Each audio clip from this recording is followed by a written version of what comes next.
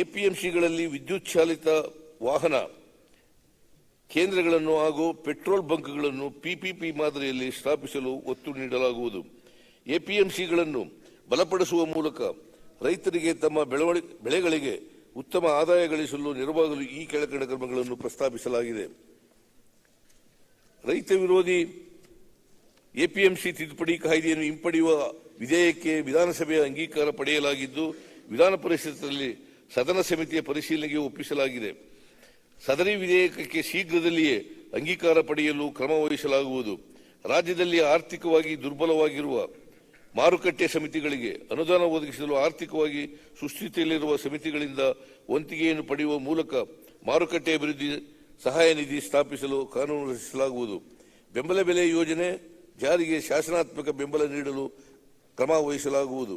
ರಾಜ್ಯದಲ್ಲಿ ಕಬ್ಬು ಬೆಳೆಗಾರರ ಹಿತ ಕಾಯಲು ಮತ್ತು ತೂಕದಲ್ಲಾಗುವ ಮೋಸ ತಡೆಗಟ್ಟಲು ಎಲ್ಲ ಸರ್ಕಾರಿ ಕಾರ್ಖಾನೆಗಳ ಬಳಿ ವೇಬ್ರಿಡ್ಜ್ ಗಳನ್ನು ಎಪಿಎಂಸಿಗಳ ಮೂಲಕ ಸ್ಥಾಪಿಸಲಾಗುವುದು.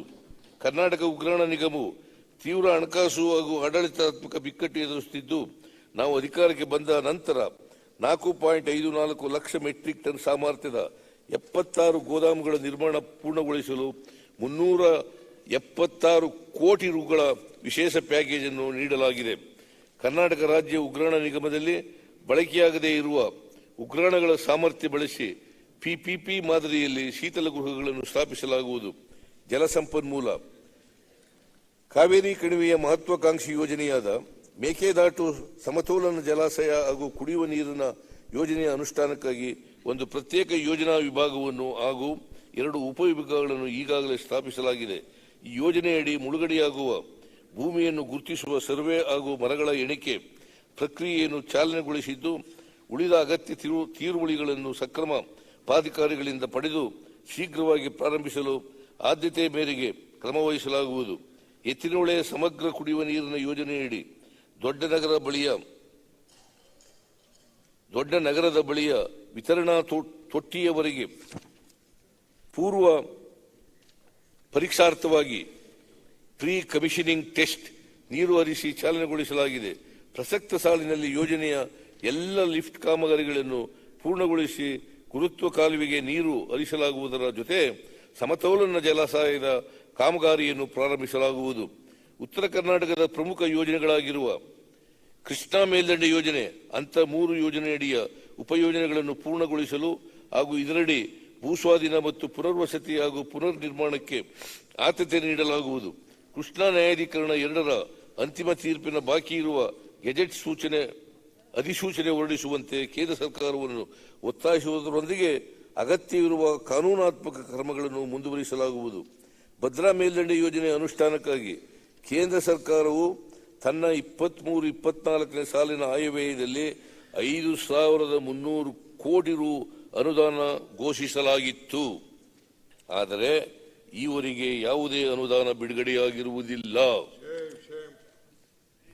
ಹಾಗೆಯೇ ಇಂದಿನ ರಾಜ್ಯ ಸರ್ಕಾರ ತನ್ನ ಆಯವ್ಯಯ ಘೋಷಣೆಯಲ್ಲಿ ಭದ್ರಾ ಮೇಲ್ದಂಡೆ ಯೋಜನೆಯನ್ನು ರಾಷ್ಟ್ರೀಯ ಯೋಜನೆಯನ್ನಾಗಿ ಮಾನ್ಯತೆ ನೀಡುತ್ತಿರುವುದರೊಂದಿಗೆ ಮಾನ್ಯ ಪ್ರಧಾನಮಂತ್ರಿಗೆ ಅಭಿನಂದನೆಗಳನ್ನು ತಿಳಿಸಲಾಗಿತ್ತು. ಆದರೆ ಈವರೆಗೆ ರಾಷ್ಟ್ರೀಯ ಯೋಜನೆಯಾಗಿ ಕೇಂದ್ರ ಸರ್ಕಾರವು ಘೋಷಿಸದೇ ಇರುವುದರಿಂದ ಇದು ಹುಸಿಯಾದ ಘೋಷಣೆಯಾಗಿದೆ. ಪ್ರಸಕ್ತ ಸಾಲಿನಲ್ಲಿ ಈ ಯೋಜನೆಯಡಿ ರಾಜ್ಯ ಸರ್ಕಾರವು ಚಿತ್ರದುರ್ಗ ಜಿಲ್ಲೆಯ ಸುಮಾರು 75,000 ಎಕರೆ ನೀರಾವರಿ ಸಾಮರ್ಥ್ಯ ಕಲ್ಪಿಸಲು ಯೋಜಿಸಿದ್ದು, ಆಯವ್ಯಯದಲ್ಲಿ ಘೋಷಿಸಿರುವಂತೆ ಅನುದಾನವನ್ನು ಬಿಡುಗಡೆ ಮಾಡಿ ಯೋಜನೆಯನ್ನು ರೈತರಿಗೆ ತಲುಪಿಸಲು ಸಹಕಾರಿಯಾಗುವಂತೆ ಕೇಂದ್ರ ಸರ್ಕಾರವನ್ನು ಒತ್ತಾಯಿಸಲಾಗುವುದು. ಕಳಸಾ ಮತ್ತು ಬಂಡೂರ ನಾಲಾ ತಿರುವು ಯೋಜನೆಗಳಡಿ 3.9 ಟಿಎಂಸಿ ನೀರಿನ ಬಳಕೆಗಾಗಿ ವಿವರವಾದ ಯೋಜನಾ ವರದಿಗಳಿಗೆ ಕೇಂದ್ರ ಸರ್ಕಾರ ಜಲ ಆಯೋಗದ ತೀರುವಳಿ ದೊರಕಿದ್ದು, ಪ್ರಸ್ತುತ ರಾಜಕೀಯ ವನ್ಯಜೀವಿ ಮಂಡಳಿಯಿಂದ ಅರಣ್ಯ ತೀರುವಳಿ ನಿರೀಕ್ಷಿಸಿ ರಾಜ್ಯ ಸರ್ಕಾರವು ಟೆಂಡರ್ ಪ್ರಕ್ರಿಯೆಯನ್ನು ಚಾಲನೆಗೊಳಿಸಲಾಗಿರುತ್ತದೆ. ಆದರೆ ಈ ನಡುವೆ ಕೇಂದ್ರ ಪರಿಸರ, ಅರಣ್ಯ ಮತ್ತು ಹವಾಮಾನ ಬದಲಾವಣೆ ಸಚಿವರ ಅಧ್ಯಕ್ಷತೆಯಲ್ಲಿ ನಡೆದ ರಾಷ್ಟ್ರೀಯ ವನ್ಯಜೀವಿ ಮಂಡಳಿಯ ಸ್ಥಾಯಿ ಸಮಿತಿ ಸಭೆಯಲ್ಲಿ ಅರಣ್ಯ ತೀರುವಳಿಯನ್ನು ಅನುಮೋದಿಸದೆ ಮುಂದೂಡಲಾಗಿರುತ್ತದೆ. ತುಂಗಭದ್ರಾ ಜಲಾಶಯದಲ್ಲಿ ಹೂಳಿನ ಸಂಗ್ರಹಣೆಯಿಂದ ಉಂಟಾಗಿರುವ ನೀರು ಸಂಗ್ರಹಣೆ ಸಾಮರ್ಥ್ಯದ ಕೊರತೆ ನಿವಾರಿಸಲು ಜಲಾಶಯ ವ್ಯಾಪ್ತಿಯಲ್ಲಿನ ರೈತರು ಬಹುದಿನದ ಬೇಡಿಕೆಯಾದ ಕೊಪ್ಪಳ ಜಿಲ್ಲೆಯ ನವಲಿ ಬಳಿ ಸಮತೋಲನ ಜಲಾಶಯ ನಿರ್ಮಾಣ ಯೋಜನೆಯ 15,600 ಕೋಟಿ ರು ಮೊತ್ತದ ವಿವರವಾದ ಯೋಜನಾ ವರದಿ ಸಿದ್ಧವಾಗಿದ್ದು, ಸದರಿ ಯೋಜನೆಯ ಅನುಷ್ಠಾನ ಸಂಬಂಧ ಆಂಧ್ರಪ್ರದೇಶ ಮತ್ತು ತೆಲಂಗಾಣ ರಾಜ್ಯಗಳೊಂದಿಗೆ ಸಮಾಲೋಚನೆ ಪ್ರಕ್ರಿಯೆ ಚಾಲನೆಗೊಳಿಸಿದ್ದು, ಯೋಜನೆ ಕಾರ್ಯಗತಗೊಳಿಸಲು ಆದ್ಯತೆ ನೀಡಲಾಗುವುದು.